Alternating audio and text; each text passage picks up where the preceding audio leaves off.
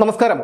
മുസ്ലിം ലീഗിനെ കൂട്ടുപിടിച്ച് വലിയ കലാപങ്ങളൊക്കെ ഉണ്ടാക്കിയാണ് വി.ഡി. സതീശൻ മുഖ്യമന്ത്രി സ്ഥാനത്തേക്ക് എത്തിയത്. 11 ദിവസങ്ങൾ നീണ്ട ഒരു തർക്കത്തിനിടയിലാണ് അവസാനം മുഖ്യമന്ത്രിയായി സതീശനെ തിരഞ്ഞെടുത്തത്.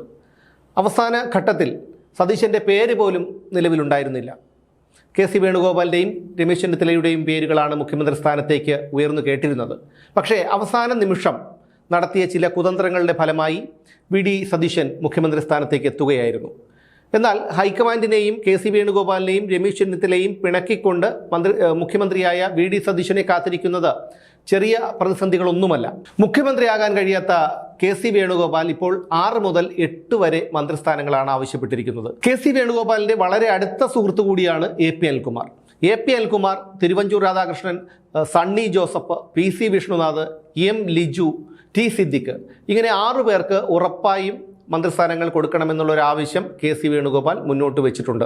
എന്നത് മാത്രമല്ല, എൻ. ശക്തൻ, ഒ. ജനീഷ് എന്നിവർക്കും ഇത്തരത്തിൽ ഒരു മന്ത്രിസ്ഥാനം കൊടുക്കണമെന്ന് കെ.സി. വേണുഗോപാൽ ഒരു ആവശ്യം ഹൈക്കമാൻഡിന് മുന്നിൽ വെച്ചിട്ടുണ്ട്.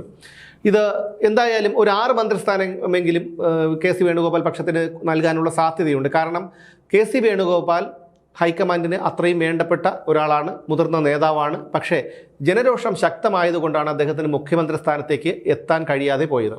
ഇനിയുള്ളത് രമേശ് ചെന്നിത്തല. രമേശ് ചെന്നിത്തല ആദ്യഘട്ടത്തിൽ ഇടഞ്ഞു നിന്നെങ്കിലും അന്നു തന്നെ ഉയർന്നു കേട്ടത് അദ്ദേഹം ആഭ്യന്തര മന്ത്രി സ്ഥാനം ഏറ്റെടുത്തുകൊണ്ട് മന്ത്രിസഭയിലേക്ക് വരും എന്നുള്ളതായിരുന്നു. ഇന്നലെ ദീപാദാസ് മുൻഷിയും കെ.സി. വേണുഗോപാലും രമേശ് ചെന്നിത്തലയുടെ വീട്ടിലെത്തി ചർച്ച നടത്തിയിരുന്നു. അതിനുശേഷം വി.ഡി. സതീശൻ രമേശ് ചെന്നിത്തലയുടെ വീട്ടിലെത്തിയിരുന്നു. ചർച്ചകൾ നടന്നു. പിന്നീടാണ് രമേശ് ചെന്നിത്തല ആഭ്യന്തര മന്ത്രിസ്ഥാനം ഏറ്റെടുത്തുകൊണ്ട് മന്ത്രിസഭയിലേക്ക് വരാമെന്നുള്ള ഒരു സമ്മതം അറിയിച്ചത്. അത് മാത്രമല്ല, ഉമ്മൻചാണ്ടി മന്ത്രിസഭയിൽ ആഭ്യന്തരമന്ത്രിയായിരുന്ന രമേശ് ചെന്നിത്തല തീർത്തും അപ്രധാന വകുപ്പുകൾ സ്വീകരിച്ചുകൊണ്ടാണ് മന്ത്രിസഭയിലേക്ക് എത്തുന്നതെങ്കിൽ അത് അദ്ദേഹത്തിൻ്റെ ഇമേജിനെ ബാധിക്കും എന്നുള്ള ഒരു വാദം കൂടി ഉയർന്നിരുന്നു. ഇതെല്ലാം കണക്കിലെടുത്താണ് അദ്ദേഹത്തിന് ആഭ്യന്തര മന്ത്രിസ്ഥാനം കൊടുക്കാനുള്ള ഒരു തീരുമാനത്തിലെത്തിയത്. ഇതിന് വി.ഡി. സതീശനും വഴങ്ങി. അവിടെയാണ് വീണ്ടും രമേശ് ചെന്നിത്തല ഒരാവശ്യം കൂടി മുന്നോട്ട് വെച്ചത്. അൻവർ സാദത്തിനെ കൂടി മന്ത്രിയാക്കണമെന്നുള്ളൊരു ആവശ്യമാണ് രമേശ് ചെന്നിത്തല മുന്നോട്ട് വെച്ചിരിക്കുന്നത്.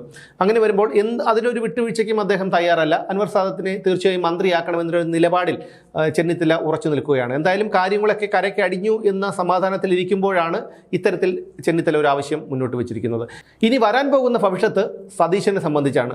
അദ്ദേഹത്തിന് മുഖ്യമന്ത്രി സ്ഥാനം ഒരു മുൾക്കിരീടമാകും എന്നുള്ള കാര്യം ഉറപ്പാണ്. കാരണം പ്രധാന വകുപ്പുകളായ ആഭ്യന്തരം ഉൾപ്പെടെയുള്ള വകുപ്പുകൾ രമേശ് ചെന്നിത്തലയും വേണുഗോപാൽ പക്ഷക്കാരും കൈയടക്കുമ്പോൾ അപ്രധാനമായിട്ടുള്ള ഏതെങ്കിലും വകുപ്പുകളായിരിക്കും വി.ഡി. സതീശന് കിട്ടുന്നത്. 2006 വി.എസ്. അച്യുതാനന്ദനും സംഭവിച്ചത് തന്നെ ഇനി വി.ഡി. സതീശനും സംഭവിക്കും. ക്യാബിനറ്റ് എടുക്കുന്ന തീരുമാനങ്ങളൊക്കെ ഒരു മുഖ്യമന്ത്രി എന്നുള്ള നിലയിൽ വി.ഡി. സതീശനെ അംഗീകരിക്കേണ്ടി വരും. അതാണ് ഞാൻ പറഞ്ഞത്. വി.ഡി. സതീശനെ സംബന്ധിച്ചിടത്തോളം ദിവസങ്ങൾ കുറച്ചുകൂടി കഴിയുമ്പോൾ ഇതൊരു മുഖ്യമന്ത്രി സ്ഥാനം എന്നത് ഒരു മുൾക്കിരീടമാണെന്നുള്ള ഒരു ബോധ്യമുണ്ടാകും എന്ന്. പ്രധാനപ്പെട്ട വകുപ്പുകളെല്ലാം മറ്റുള്ള മന്ത്രിമാരൊക്കെ കൈയാളുമ്പോൾ വെറും ഒരു മുഖ്യമന്ത്രിയായി ഇരിക്കാൻ വേണ്ടി മാത്രമാണ് സതീശന് കഴിയുന്നത് എന്നുള്ളതാണ്. എന്നു മാത്രമല്ല, ഹൈക്കമാൻഡിൻ്റെ അപ്രീതിക്ക് കൂടി സതീശൻ പാത്രമായിട്ടുണ്ട്. സതീശനെ മുഖ്യമന്ത്രിയാക്കണം എന്നാവശ്യപ്പെട്ടുകൊണ്ട് പലരും നിരത്തിലിറങ്ങി പ്രതിഷേധ പ്രകടനങ്ങൾ നടത്തി, ആത്മഹത്യാ ഭീഷണി മുഴക്കി, പലയിടങ്ങളിലും പോസ്റ്ററുകൾ ഒട്ടിച്ചു. പ്രിയങ്കയ്ക്കും രാഹുലിനും എതിരെ വരെ ഇത്തരത്തിലുള്ള പോസ്റ്ററുകൾ പലയിടങ്ങളിലും നിരന്നു. ഒടുവിൽ മുസ്ലിം ലീഗിനോട് കൂട്ടുപിടിച്ചാണ് അദ്ദേഹം മുഖ്യമന്ത്രി സ്ഥാനത്തേക്ക് എത്തിയത്. ഇതെല്ലാം ഇത് സതീശന് വലിയ രീതിയിലുള്ള തിരിച്ചടി ഉണ്ടാക്കും. ഒരു ഭാഗത്ത് ഹൈക്കമാൻഡ്, മറ്റൊരു ഭാഗത്ത് കെ.സി. വേണുഗോപാൽ, ചെന്നിത്തല പക്ഷം, ഇതെല്ലാം കൂട്ടി ചേരുമ്പോൾ അദ്ദേഹത്തിന് പിടിച്ചു നിൽക്കാൻ കഴിയാത്ത ഒരവസ്ഥയിലേക്ക് വി.ഡി. സതീശൻ എത്തും എന്നുള്ള കാര്യം ഉറപ്പാണ്. അപ്രധാന വകുപ്പുകൾ മാത്രം കൈകാര്യം ചെയ്തുകൊണ്ട് മുഖ്യമന്ത്രിയായി തുടരാനാണ് സതീശൻ്റെ മുന്നോട്ടുള്ള വിധി.